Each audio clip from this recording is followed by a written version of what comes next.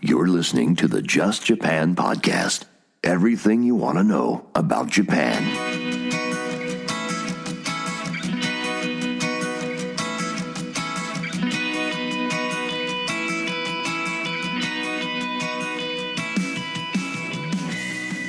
Well, hey there, folks, and welcome back to the Just Japan podcast. It is episode 235.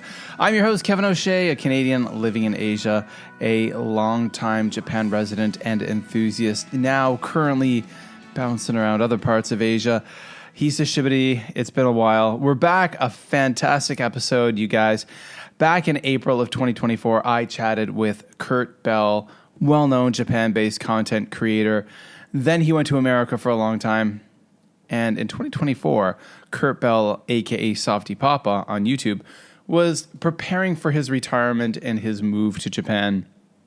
A few weeks after I chatted with Kurt for the Just Japan podcast, I talked to his daughter, Emily Bell, about her move to Japan. Fantastic conversations, fantastic times. In between that time, that was more than a year ago, Kurt has retired and moved to Japan, where he is based now full-time and has a fantastic series all about retiring in Japan. And I talked to him just a few days ago all about his new life in Japan, and it's a fantastic conversation. And you guys are going to hear that conversation very soon. But if you're wondering, hey, where has the Just Japan podcast been? Where has Kevin been? I have been putting all of my eggs into a supernatural basket. That's right. My other Japan podcast, I've been going full tilt on that one. Full on in the Supernatural Japan podcast. I'm up to episode number 42 now. 42. I've been just relentlessly pumping out episodes this year, often twice a week. It's a short form, tightly edited kind of sound escape type podcast, all about spooky things in Japan, folklore, supernatural things. And I've even now been dipping my toes into true crime. I've had several episodes about the Monster with 21 Faces, for example, which is a great crazy unsolved crime. A lot of other unsolved mysteries. Inokashira Park in Tokyo. I talk about the Inokashira Park dismemberment. Another unsolved crime in the heart of Tokyo. So a lot of spooky things, true crime, like in folklore. If you're into that, I hope you are. Come on over. Just wherever you find your podcast, wherever you're listening to this one, Supernatural Japan is over there. I would love it if more Just Japan followers came over to follow me on my Supernatural Japan journey, because again, that's where I'm really at. And for 2025, I'm going to be full on in with that podcast. So I know you're going to like it. And I know that you're also going to like my conversation with Kurt Bell all about retiring in Japan. Sit back and enjoy this great chat. Here we are, folks. We're back with another episode of the Just Japan podcast, and we're catching up with Kurt Bell, a.k.a. Softypapa, but this time he's not come to us from America. If you've been following his adventures, you will know he has made his way to Japan and has been settling into the retired life, but it's certainly anything but slow-paced. You are keeping really busy. Kurt, it's great to see you. You too, Kevin. It's wonderful to be back, so to speak. It's funny how, considering being back and that we've never met in person. Yeah, well, being back on the podcast. Yeah, that's right. I understand. So the last time we spoke was quite a long time ago, and I actually didn't check the date, but it was some time ago. Mm-hmm. It was you were a few months off from heading to Japan. You were still working. You were still full on in it and not retired. Yeah. How have things? And everyone, by the way, this is just more of us catching up, a narrative. Mm-hmm. How have things changed since the last time we've talked? Well, see, the last time we talked would have been about a year ago, because if memory serves me right, about a week after you and I spoke, you had a interview with my daughter, Emily. That's right. And so that means that we were all still in America. And hold on, let's see. And you meet Emily, and Emily and my wife left America to come to Japan on May 25th, 2024. So that must have been April. So I would say it is just about exactly a year since the last time we spoke. Oh, there's a butterfly. Nice. And earlier I was standing out here just a while ago, and a big old Suzumibashi, the third one of the week, came buzzing and right past my head. So it's definitely Japan. So anyway, that was just over a year ago. And so what could I say about a year except how is it possible to pack so much into a single year? I don't know. It must be wholesale change of life, right? Right, upsetting the apple cart and starting over. And that's basically what we've done. So we're all here. We're all settled in, so to speak, and now we're trying to basically find our footing and balance in a new life. I can go into any depth of detail that you or your viewers, you think your viewers might be interested in, but it's all basically, for me, it's been the, if I can focus it on myself just for a minute, because my daughter and wife aren't here to speak for them. For me, it's been about adjusting to this new life paradigm, finding my footing after 4 decades of career and then another decade and a half of education before that, finding my way. And it hasn't been easy. It's a tough road, believe it or not. Yeah. Yeah. No, I definitely, that comes across in your videos, in your vlogs. And for everyone, if you're not already subscribed to Softypapa on YouTube, please go and do so, because you've really been documenting the journey in quite a fascinating way. And I know it's been definitely making kind of like must-see TV for me.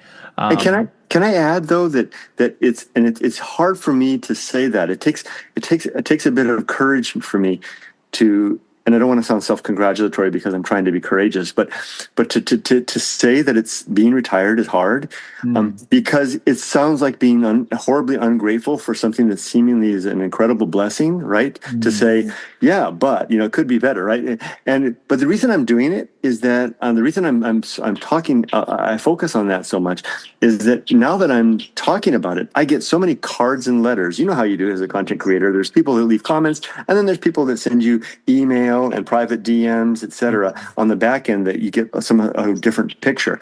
I'm getting so many cards and letters from people in my situation telling me the same thing. And it's an interesting thing how so few of us actually talk about the challenge of making this huge life transition. So that's why I bring it up. I don't bring it up because I'm looking for sympathy, and I don't bring it up because I'm not grateful. I bring it up because it's like, wow, this is a huge, big thing that I wasn't aware of that I want to share with others, because maybe if they go through it, they'll be ready for them. They're better ready than I was. Yeah. It's an interesting thing when I watch of kind of like what you're doing, and I'm seeing your journey as I sit back and watch from here. I am in Malaysia, but watching through YouTube. And I see as you are, posting videos and content about going, not maybe the term thrifting, antiquing, and going around and collecting things that you plan to sell in your online antique shop. You have the content that you're creating. I almost kind of look at this of what you're doing as, you officially come kind of in the traditional sense, you've retired from that career, but you're by no means not working, And I think when I'm kind of looking forward to like myself, at some point I will be retiring from education, but well, for me, maybe because of my situation, maybe I'll have to continue working, doing other things in order to generate income, but also for my own mind. I'm the kind of person who just can't sit still. I don't see you as that type either. You're not the kind of person who's going to see like the person who just sits in a coffee shop all day long, every day. So the thing that surprised me, Kevin, was that I thought I was up to the task of entertaining myself, so to speak, of keeping myself busy, that I thought I would have, I could turn to these huge backlog of projects that I've built up all my life, and that they would entertain me for the rest of my life. That's not the case. Oh, okay.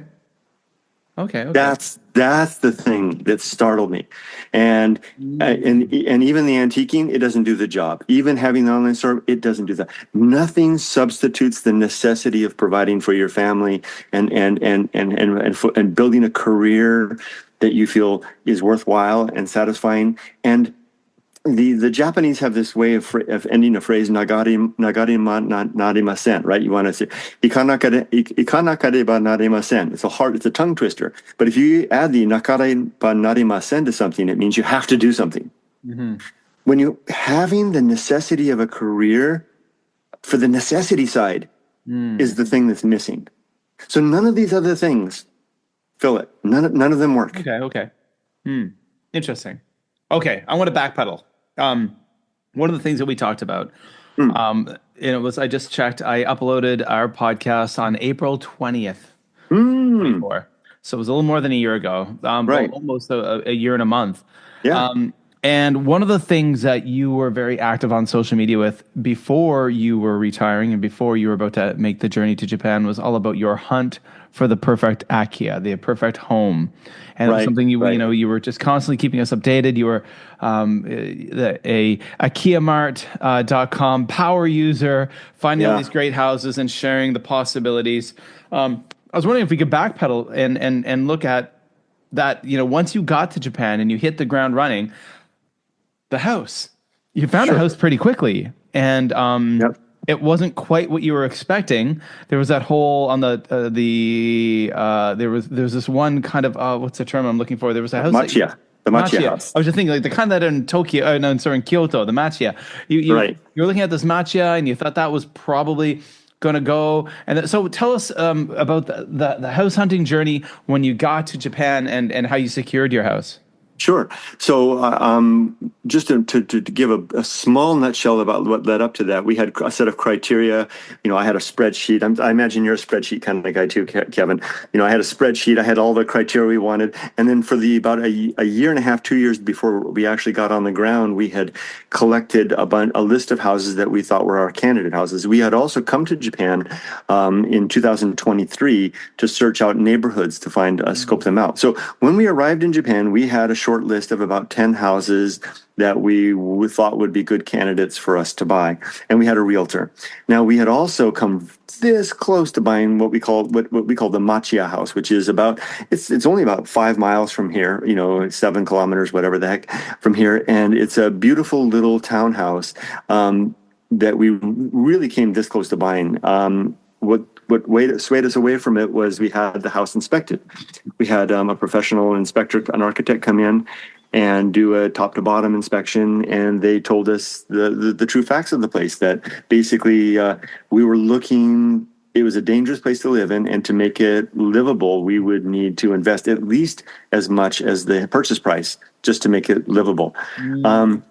And it was when we realized that it wasn't as much of a bargain as we thought, that we put the brakes on. We didn't write the place off altogether, but we simply put the brakes on, and that saved us because we were, like I said, we were really close to buying it. And then that all happened 5 or 10 days before I got here. I arrived actually in late December, and 2 days after I arrived I think it was the 28th, this house that I'm standing in right now came on the market, and we had rented an apartment just a short walk down the river. I don't know if you can hear it or see it, but the river is right behind me through the trees here.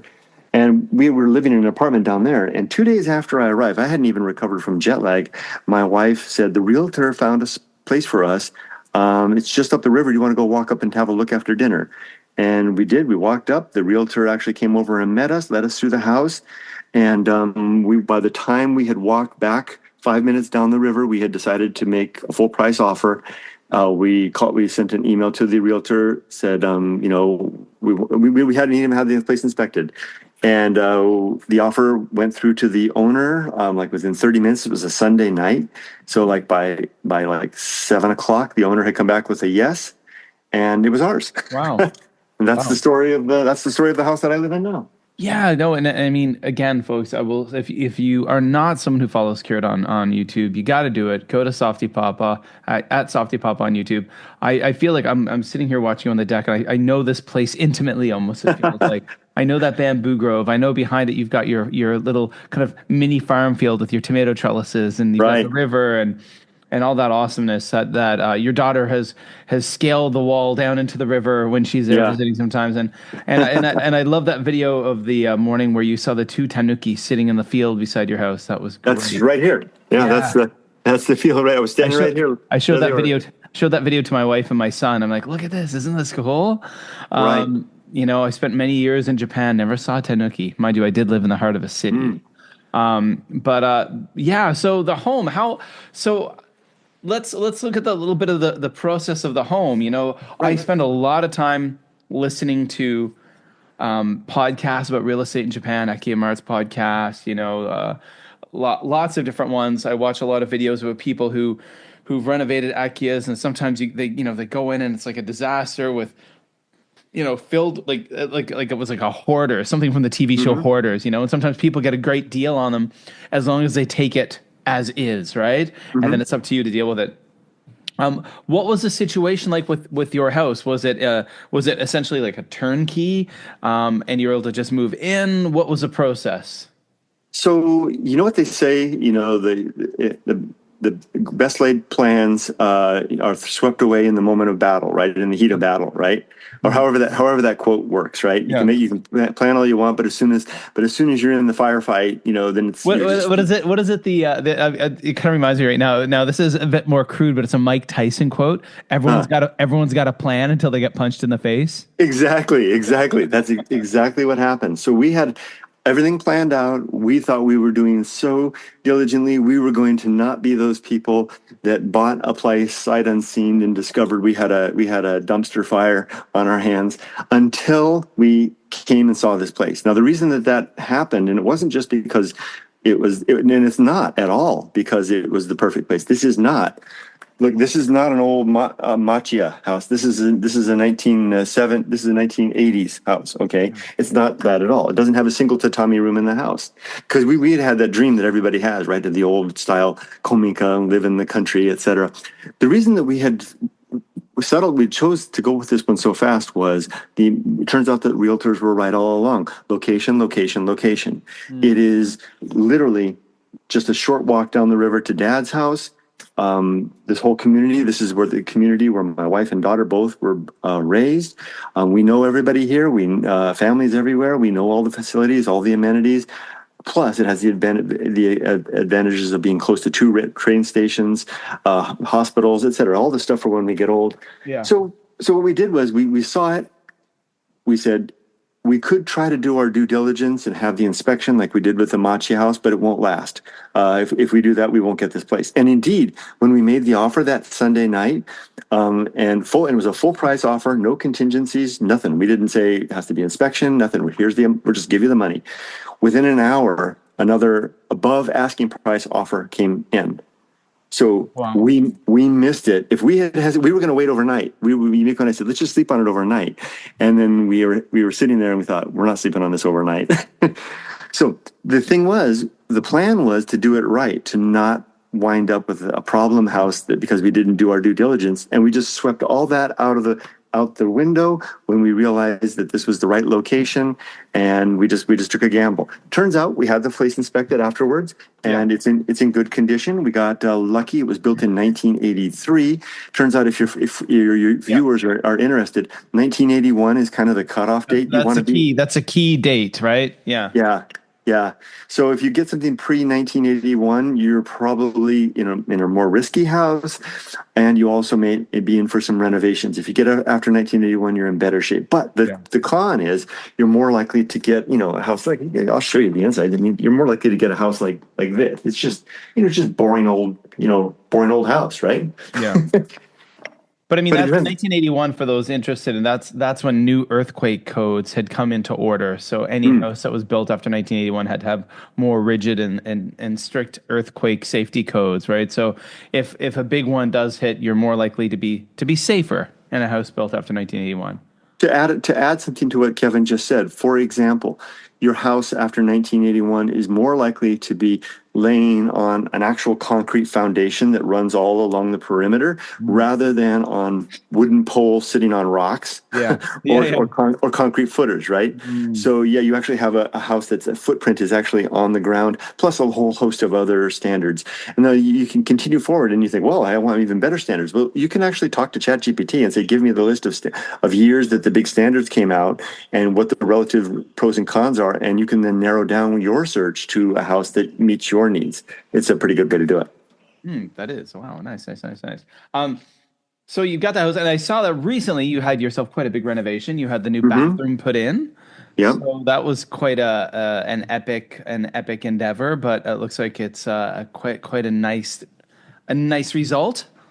She had a new bathroom, and these words don't translate so well, but the Senmenjo, which is the changing room / laundry room, it's usually the area, adjacent to the bath where you take off all your clothes, get naked, and and do all that. So it's a little bit different. We had that redone as well, and then we had the toilet room, because you can't really call it, if you call it a bathroom, you get that confused with the actual place where you clean your body. The toilet room, which is a tiny closet, we had that all completely redone and a new toilet put in as well.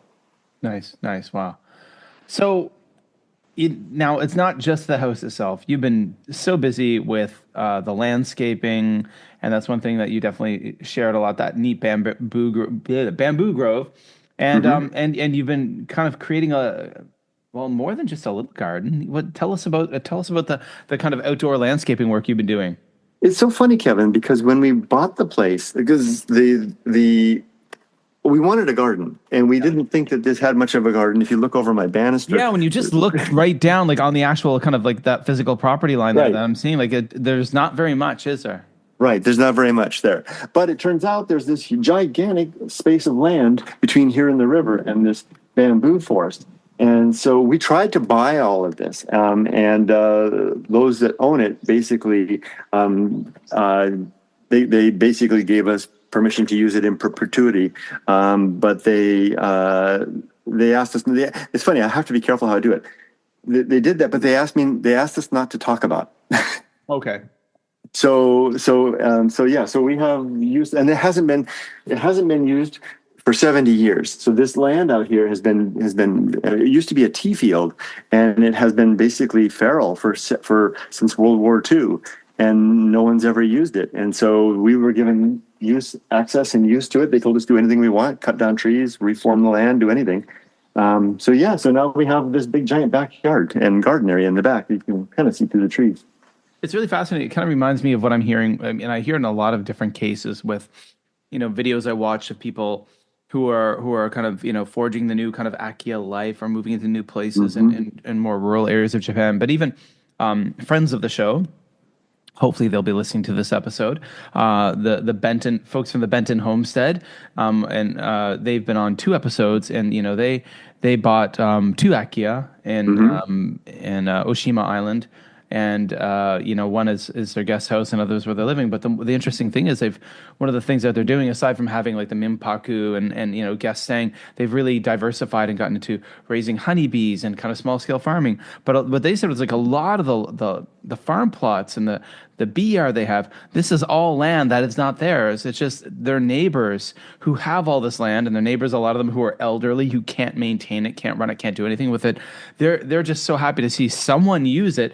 They just, although they're not like giving them the land, but they're giving them the right to use it kind of in perpetuity. They're just like, you go ahead and use this, and you use this. And they said it's gotten to the point where there's so many offers that like they simply can't spread themselves thin enough to do things with all the different spots, but just people are just so happy to see it being used. And I think that's absolutely, it's true. Just this last weekend, someone in the community who noticed what we were doing here came forward and said, "Hey, I saw that you're building a garden out there in that vacant land." They said, "I've got a piece of land too. Would you like to use it as well?"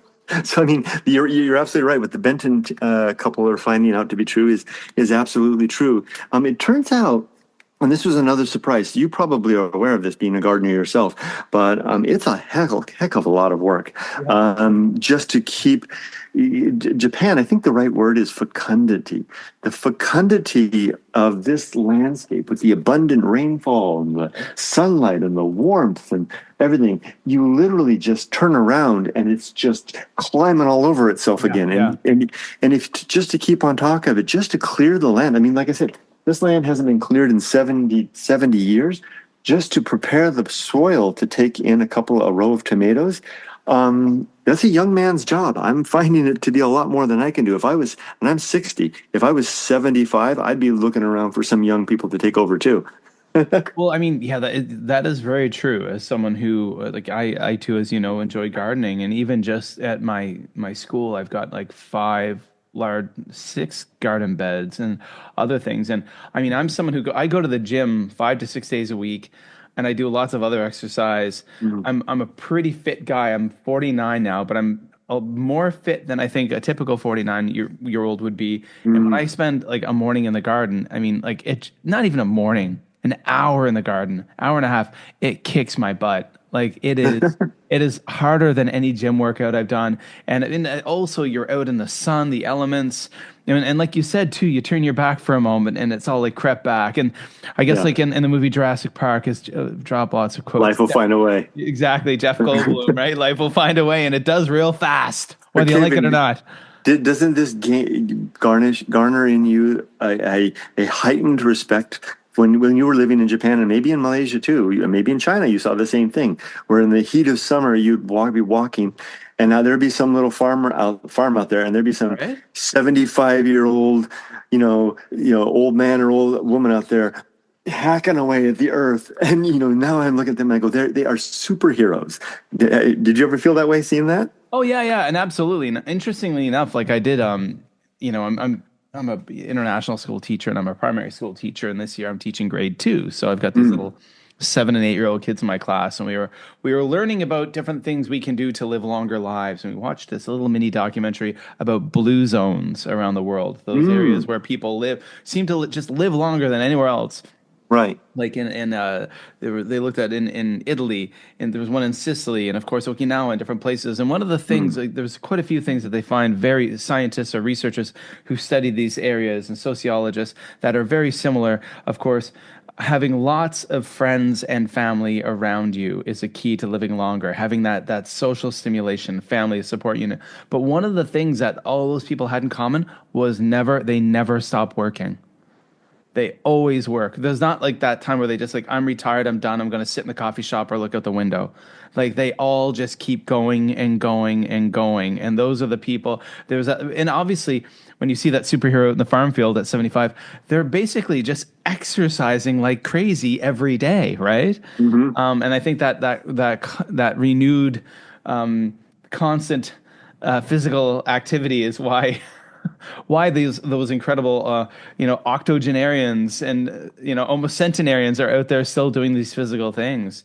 Can I add to that, my circling back to the start of our conversation where I mentioned that the hardest part about being retired was, losing the seeming mandate of my life, which was to be a father and a provider and a husband. And I would like to suggest that community you describe and that sense of ongoing commitment and involvement feeds into that, because like I usually don't talk about the fact that I'm retired with people here because for one, it doesn't come up, but sometimes people ask me what I do. And the old people, when I've told them that I no longer work, they get kind of a puzzled look on their face, like why? like in the Western sense, you being Canadian, you and me being American, we'd probably gain this. We see retirement as like you cross this finish line, and then it's like a big party afterwards where you can do whatever you want with your friends any day of the week, and go to cruises, play gate ball, whatever you want, right? They don't seem to see it that way. They seem to see it when I tell them that I don't work anymore. It's like I tell them that I've given up bathing, or I've given up exercising. It's like you've got this is something that's kind of essential in your life. Why would you stop doing the thing that makes you gives you your identity? And I've had and that's been interesting feedback to get from the community here to realize that what I've done, that I'm kind of feeling good about, is not something that any of them would seemingly willingly choose to do until they get to the point where they can simply no longer do it anymore. Yeah, that's really interesting. I have a few things pop in my mind when you say that. Now, first of all, one of the things is that we have different types of people. I think even in Western culture, you have the people who really identify who they are by their work, right? And then you have the people who will clearly say, "My work doesn't define who I am. My work is just something I do. It's a means to an end," right? I suppose, and depending on what you're doing. Maybe some people consider like their job is just a job. Other people, it's a vocation. Other people, it's a passion, right? Maybe it's like a life of documenting history or of this or that. But the one thing I remember in Japan is that when I would commute by train sometimes, I mean, you'd see people going to work every day, elderly men in their suits going to work at a company with their briefcase. And I would think to myself, shouldn't that guy have retired 20 years ago? Yeah. And it was just common. You see it every day. And I mean, obviously where you are, you're in a more rural area where you see people maybe doing more physical labor and stuff. But I just always often remember that being like, how come people don't seem to retire here? Like, why? Because it's their purpose. Like I think about our contractor, the guy that we hired to do all the work on the house. He's in his mid 70s, and he just has a whole wealth of knowledge. The guy knows so much. He's also he's a contractor slash architect as well. And anyway, watching him when we contracted for him to do everything, to connect with and organize a team of 4 subcontractors plus the manufacturer, so that would be 5, scheduling all of because when you're having like a new unit bath put in, there's a demolition team, there's the carpenters that come in, there's the electricians, the plumbers, and then there's the installers from the manufacturers that come in. And our contractor had to coordinate all of this. Now, he's very old and he could easily retire. He seems to be very well off, but he was enjoying it so much, being a part of all of this, leading the charge, solving problems. And I was watching him and realizing that even though I did not enjoy the job that I have, I was definitely one of those that in those 2 you described, who didn't see myself as identified by my career. Nevertheless, my career gave me purpose. Our contractors' engagement with the world gives him purpose. And I was thinking, if he was to retire and stop doing that, he would fall apart. And just as I kind of beginning to feel myself beginning to fall apart at this point of my retirement. Wow. Interesting. It's yeah, I mean, my own mother-in-law at 73 is still working. And we're trying to, like, my wife is trying to convince her to retire because, and of all things, like, my mother-in-law works as like a nurse in a care home, but she's at the age where she's not much different in age than a lot of the patients at the care home. But again, just working is what she does, right? And like you said, it's I guess a bigger. I would be hesitant personally to ask anyone, and I'm not giving you any advice. I'm just saying from my own reflection, from my own experience now. Before going through this experience myself, I would go to some of my coworkers that were eligible to retire, and I would say, "Why the heck are you still here? What are you doing?" I wouldn't say that anymore because knowing what I've experienced now, this is a very daunting challenge, and there's only 2 paths. You'll either find your way through, or you'll wither and die. And I like path number 1 more. Yeah, but if someone's got a career that they're doing, and again, it just is taking it away from your example. I'm not trying to speak to you that particular situation, but like if someone's got something that they're doing, even if they complain about the job, but it gives them purpose and satisfaction, that's kind of a middle road. That if they want to milk that as long as they can, then have at it. Because once you leave that middle road behind, you've got these 2 paths, and it's a daunting challenge. Interesting. Wow. So, obviously it's clear that this journey, I mean, the journey really has just begun. I mean, it's, it's January. Was 5 months in exactly today. Today's my fifth month to the day. Yeah. And I think from what I gather, that from what you said in your videos, from what I've seen you write on Facebook, and with your whole Retiring in Japan series, it sounds like a lot of other people, though, are finding great purpose in your videos and inspiration. And you've even mentioned that there's other couples who are in very similar situations to that of you and your wife, who maybe are in another country and planning on coming to Japan to retire. That's the dream. And it seems like it's been really great. I think you've even met in person some people, haven't you? Yeah. Yes, I have. Yeah. Kevin, it's so strange. Okay, just to back up a little bit, you remember when we were both living in Japan, we would both get, we probably, our videos catered to roughly the same demographic, which was, 20 something, sometimes 30 somethings who kind of dreamed about Japan and were, yeah. Because those of your viewers that are maybe new viewers, Kevin and I were both in Japan back in the day, in the original J-Vlog day, and when there were fewer people in Japan providing a window into the culture and the lifestyle here.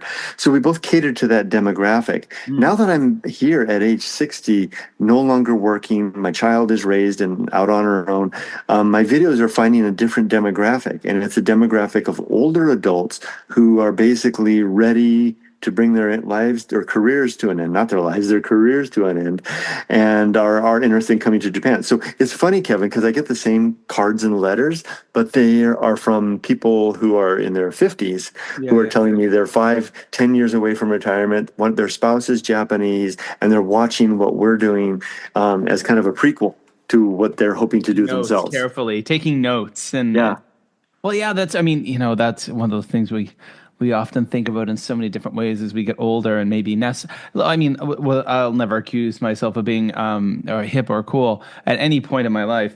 But when I do look at, we've been both doing this YouTube game for like pushing 20 years now. Yeah. And I think about in the early days, like 2000, even of just like the Japanosphere, 2008, 7, 8, 9, there weren't a lot of people doing it, right? And now there's a lot, and a lot are very professional, polished, slick, and a lot younger. And you will always have those people who show the glam, the glitz, and the nightlights of Tokyo and Shinjuku and Shibuya, and those people, that younger demographic, who are really attracted to that. And then you have now what's happening is I've gotten older. I was showing out the videos about raising a young family in Japan and this and that, but now it's kind of like even just the videos I show now, it's kind of like I'm older and am I slowing down? I guess I was living pretty slow back then too.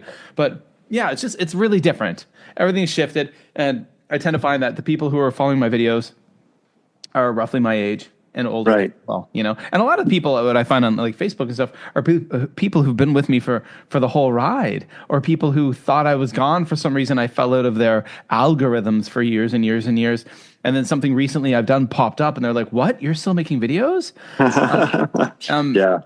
Yeah. So I absolutely get that. But that's cool though. That's neat because we do this for a reason. A lot of reasons we make content, but one is that it's an educational purpose. We want people to find our content useful and to have practical takeaways. And, it's kind of interesting though, is to have, when I had a reckoning recently, and I realized that the branding that I had lived by in Japan, so to speak, the walking in Japan, abandoned Japan, real Japan monsters, that stuff, that it's like you remember, it's like having a hobby when you were in your 20s, like surfing, and then deciding in your 60s that you're going to get back into surfing, and then realize you don't do surfing anymore. That was something that you did in another season of your life.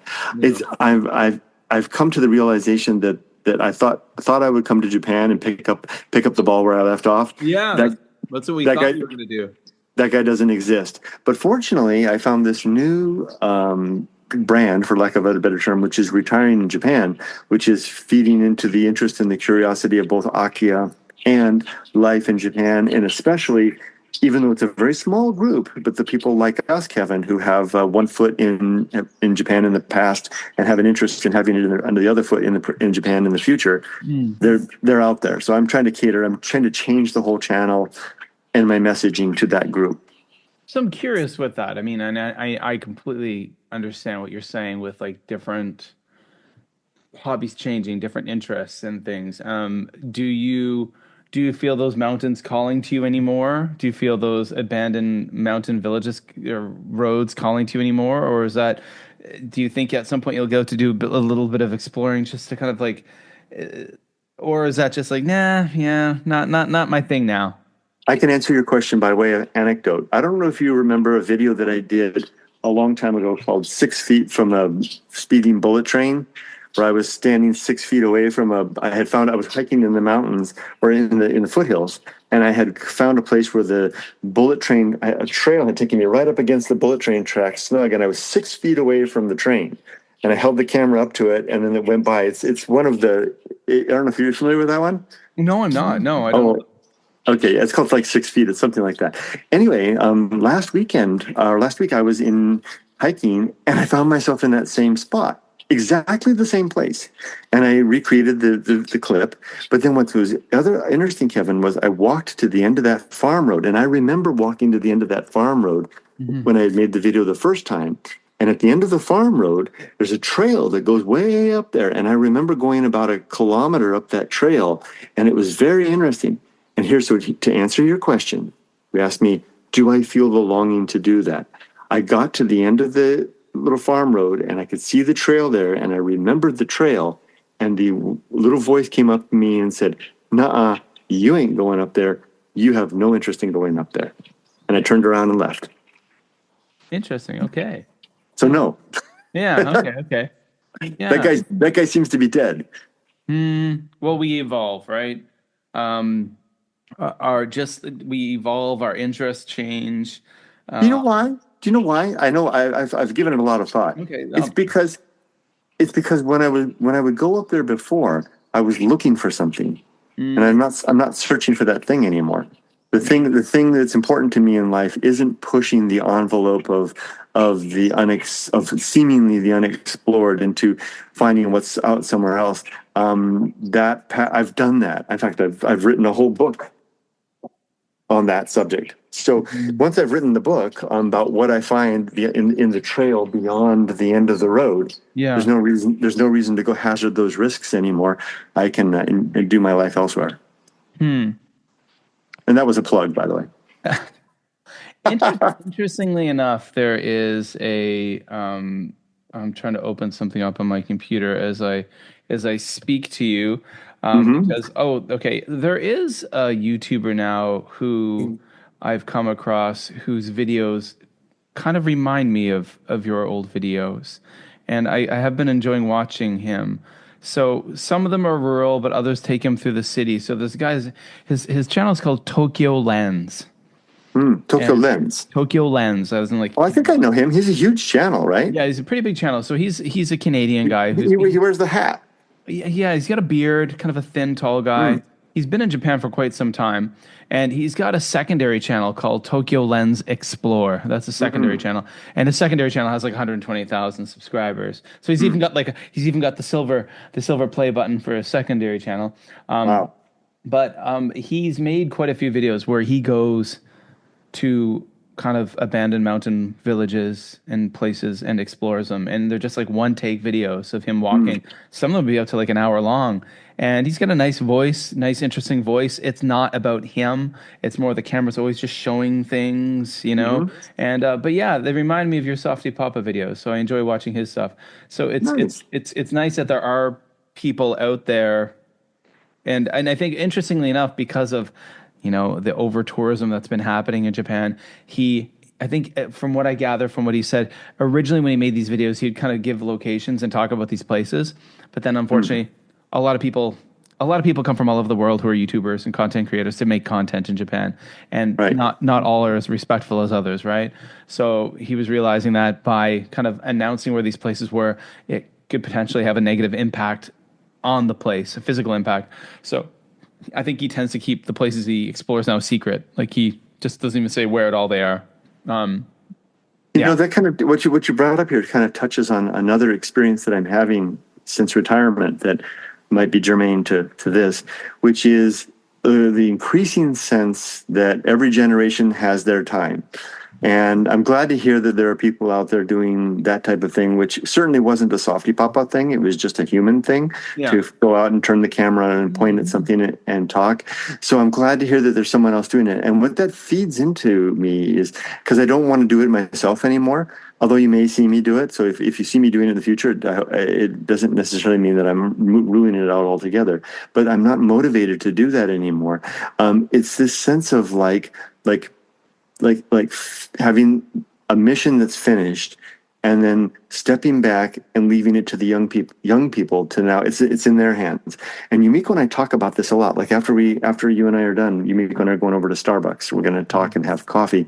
And we talk about this a lot, how especially just in like the last year, especially since really pushing into retirement, it's like we've crossed over into this a sphere. If you imagine life as these concentric spheres, this new outer sphere where we don't feel engaged with the world the way we used to, and the things that were important to us, we leave them to somebody else, right? We'll run with whatever accolades we've managed to achieve in terms of raising our daughter, finishing our career. Otherwise, other than that, we'll sit quietly and let the young people do their thing. Interesting. Yeah. Interesting. And again, while I listen to you talk, always things pop into my mind. I always have like this, like connections I make, and one of them I make, and now I'm not going to be retiring anytime soon from my career, but I'm now in my 23rd year of teaching. Mm. And one thing that I do remember as a young educator, one thing I was when I was full of like fire and vigor, and I would be working in a place where I didn't like the way things were done, and I'd cause a stink or try to shake things up, and Mm. I was often one of these people that would come in and try to shake things up, and some people like that, and other people definitely did not like that. And I've definitely made more friends and enemies over the years, but I was one of these people who would come in and try to shake things up. And what I found recently in the last few years, maybe even some more this year, is I'm very professional. I work Mhm. hard. I care about what I do and all, but I don't so much have an interest in shaking things up at the moment. I'm kind of like, you know what? We let someone else do that. Because I kind of know how it's going to go, or I don't know what it is. It's definitely not me checking out of my career or being like, because I've still got, many more years ahead of me. But it's kind of, maybe sometimes that's a young person's game, or maybe because I have more knowledge, I sit back and sometimes maybe I'm just getting better at choosing my battles. Mm. And I say, you know what? I know what's gonna happen if I do this.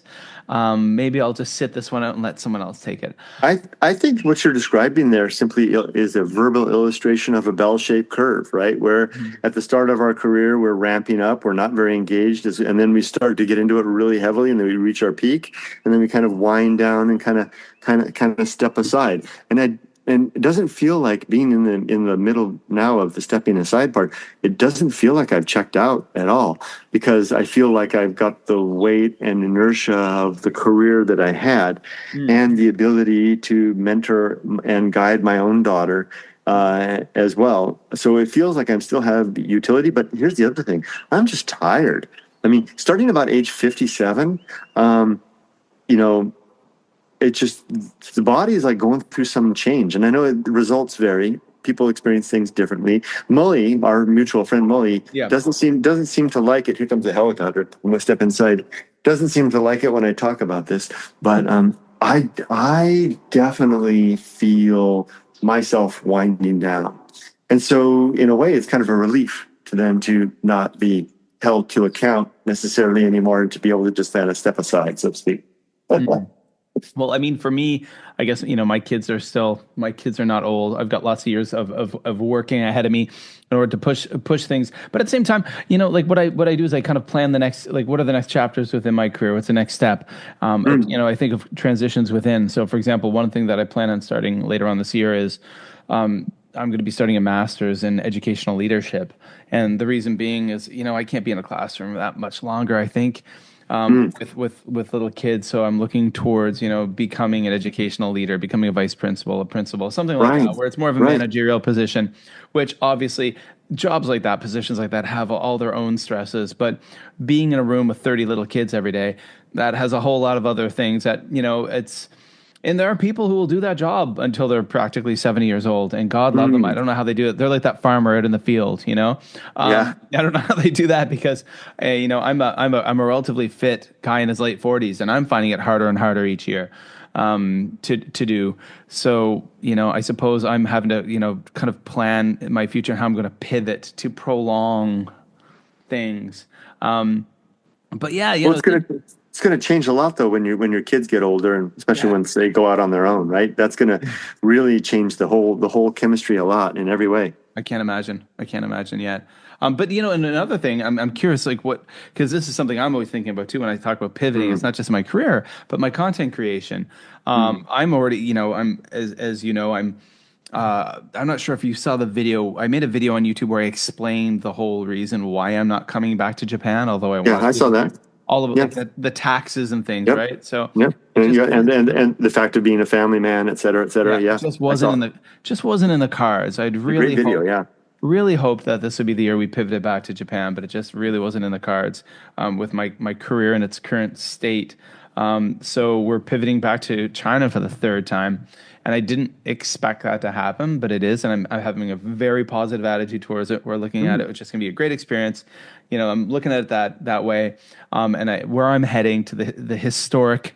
ancient city of Xi'an, China, the terminus of the Silk Road, the Terracotta Army. There's so much great content I can make there. And I think to myself, like, what do I want to make content? I want to make food content, like Eric Sir 6, maybe. I want to look at food. It's a really amazing food place, and we don't see much of it on YouTube. And there's certain aspects of the history. And, with my Supernatural Japan, I love the spooky. And I know there's going to be a lot of spooky history there, too. So I'd like to kind of dig into that a little bit.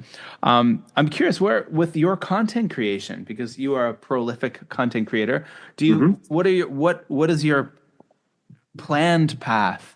Or what you're obviously maybe not on the forefront of your mind of heading back into the mountains, but aside from retiring in Japan, are there other things you're thinking of doing, or do you just plan on documenting that life going alone? It's all right here. So I don't talk a lot about it, but I have two life's work. My raising of my daughter is my most important life's work, and the writing of this book is my second one. This book, I will spend the rest of my life promoting this book. So I make two videos right now, two basic types of videos. I make the Retiring in Japan series, which is, for me, that's catering to an audience and demand and interest, and I enjoy it. And it's kind of fun, but it's not my life's work. And then I make every morning at 6 a.m. here from this balcony, I make something called the Good Life Meditation, which is my application of the principles that I have codified in this book to my own life. So it's me putting what I wrote in Going Alone to practice publicly, so that if anyone's curious, they can watch me stumble and try to collect myself and get back up. That's the rest of my life. That's what I want to spend now that my daughter's raised. I want to spend the rest of my life sharing the story and the message of Going Alone, and hopefully helping others that found themselves in the situation that I found myself when I was a teenager, to get to the point that I did on the other side of that valley without taking as long. Okay. Neat. I think, yeah, for me too, another thing, I think this podcast in a way does it, and maybe in other ways I can do it too. But I do like, and maybe it's like the kind of innate historian in me, or my father's influence on me is he was a career historian, or maybe also like I have an interest in folklore and storytelling, but the capturing of people's stories I love doing. I love the kind of cataloging of people's stories and sharing them with the world, stories that people probably would not have a chance to hear if it wasn't for me taking the time to maybe share it, or to capture it from that person. I think I want to kind of continue with that wherever I go, to be documenting people's personal histories, or as our friend Dave, Uncle Weed, would say, personal archaeology. Documenting other people's personal archaeology and sharing those stories. I think that's a cool. That's something you can do from anywhere, right? Exactly. Yeah, exactly. Now, of course, with back in the day, it was a bit more of a challenge in the early days of the Just Japan podcast. I had to have my Skype, my very expensive Skype call recorder software program, and then go ahead. Oh, and then I'd ask people back in the early days of Just Japan, can we do a podcast? And they'd be like, "What's a podcast?" Number one, everyone would say, "What is a podcast?" And then when I'd say, "Can I call you and can we do a video recording?" They're like, "What's a video recording?"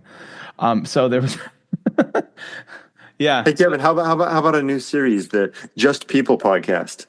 The Just People podcast. Yeah, true. Yeah, because I will be making my way to a new location soon enough. So yeah, Just People. Definitely a much broader demographic there too. But you're right. That's and that's another thing too. That's interesting. That's the challenge I face as I come and go and I wane from this podcast sometimes, is because I'm not in Japan now. So I've got my foot there, and I thought, okay, I'm going to be going back. I'll be able to get back this year, and then no, it's a little bit further away. So sometimes just because I'm in different locations, I don't want to say not the motivation, maybe it's a bit of the motivation kind of dissipates as I realize, and but isn't that normal? The interests wax and wane, right? Absolutely. So I think a key would be a way to showcase the fascinating people I meet, no matter where they are. Sounds good. Yeah, you're already off to a great start. You got many years of such interviews under your belt already. Oh yeah, and a lot of friends have been made along the way, which is great. Well, Kurt, man, this has been fantastic. I don't want to keep you much longer because you do need to get that Starbucks, and Yeah, your wife's yeah. waiting. I'm going to actually take my son. We're going to head down to the gym right now and work out together. Um, yeah, that's one of the fun things I'm having with having now that my son is turning into a strapping young teenager. Mm. It's fun having these guy times together and And you arm wrestle. we arm wrestle. That's right. Absolutely. We're part of an arm wrestling club, a team. And every time I mention that, people, they're like, you what? I'm like, yeah, it's actually, I'll be like, it's a sport. But what it does, it definitely, one of the cool things with that's been a fantastic way for me to kind of cross that expat barrier that a lot of expats have in different countries and to kind of branch into hanging out with local folks. And my son and I are the only non-Malaysians in that club, and we found a kind of new sense of camaraderie, and we have all these kind of Malaysian brothers now who we hang out with and exercise with and have fun with, and that's definitely been neat. And guys I never would have met, construction workers, woodworkers, all these people who are in very different fields than I am. So I have to have you to thank, because I watch your talk about arm wrestling and the photos that you share, and so I found I think Devin Layton. Devin Larratt. Devin Larratt, yeah, and now I follow his stuff, which is amazing to watch. He's one of the reasons why arm wrestling is kind of becoming a little bit better known. But he is a very, very personality, interesting human, right? Yes, he is. He is, and he's got all kinds of. He's a philosopher in his own way, Yeah, and I watched an interview with him, and you're right. He is a philosopher in his own way and a very interesting human being.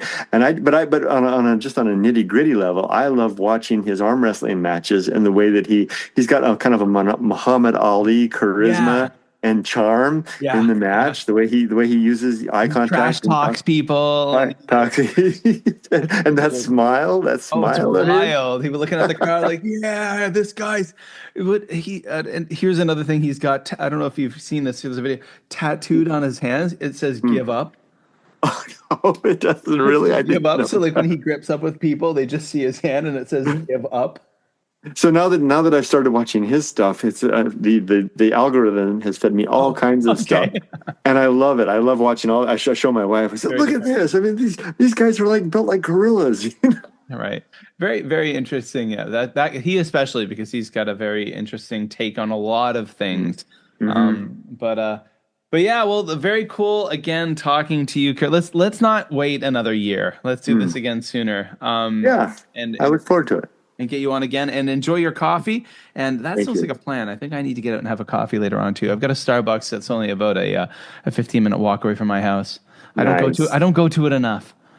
Well, I imagine you'll have lots of beautiful options in China too, right? Looking forward to. We've got less than 2 months left here. A lot more things to. My kids actually just had an interview today on Zoom with the secondary principal of the school. More of a Q&A session as opposed to an interview.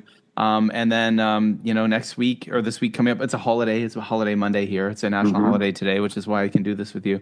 But later on this week, I'll be contacting 2 different moving companies and setting up appointments for them to come and give us estimates for shipping. And it's getting real. Well, you know the routine. You've done it. You're well practiced, and I hope you're well practiced. Yeah. I hope it goes very well, and that you guys. I'm sure confident you'll be settled in no time, and the next chapter of your adventure life with your family will unfold. And I'll be documenting the whole thing, so you'll get to come along for the ride. Okay, Kurt. Well, fantastic. And everyone out there listening, please go to youtube.com/@Softypapa. Go follow Softypapa and check out all the social media stuff there. And I'll put the links in the show notes. Okay. Thanks, bye, Kevin. Bye-bye, Kevin. Yeah. Well, I want to thank Kurt for coming on the Just Japan podcast yet again. Absolutely fantastic. Got to get him more often. I guess I also have to make episodes more often as well. You, of course, can follow Kurt all over social media. Definitely go to his YouTube channel @Softypapa. There you're going to find all the links. He's extremely active on Facebook, Instagram, and X. Very, very prolific on all those spaces. And of course, his daily videos all about retirement in Japan are just a neat watch. I enjoy watching them very much. So go check that out. Give him a follow. Also, again, come over to the Supernatural Japan podcast, wherever you're listening to this one here. Supernatural Japan is there as well. I know you're going to like it. Great stuff, folklore, tales of yokai, ghosts, hauntings, historic places, true crime, all based in Japan. It's all there. Go check that out. Supernatural Japan podcast, hosted by yours truly, Kevin O'Shea. And that's it for the Just Japan podcast. Thank you so much for listening. You can, of course, follow me on Instagram at jlandkev and at Supernatural Japan. The links will be in the show notes. You can follow me on Blue Sky. I'm very active on Blue Sky. I still share some things on X from time to time, of course, but Blue Sky is really where I found my comfort zone. There is a Facebook page, of course, for Busan Kevin, and I am now posting some companion blogs to the Supernatural Japan podcast over on justjapanstuff.com. Go check out all those links. It's a lot of links, but they're all below, so you can find them. That's it for me, Kevin, coming to you from Malaysia, soon to be coming to you from Japan. I will be spending the summer in Osaka. Very excited, my family and I, of course. Not just me, my family, my wife, and my 2 awesome kids as well, and my awesome wife. And then we are going to be off on another adventure after that to other pastures. So that's it for me, Kevin. Take care. Thank you so much for listening to the Just Japan podcast. Please remember to subscribe to the podcast, leave a rating, leave a review, only good ones, please. And of course, check out videos on my Busan Kevin YouTube channel. I'm making regular vlogs over there as well. All right, well, that's it. Wherever you are in the world, hope you're happy, hope you're healthy, and I'll be talking to you really soon. If you got a minute to spare, don't go anywhere, stay right there, 'cause Kevin is about to speak. Stay in peace on the street.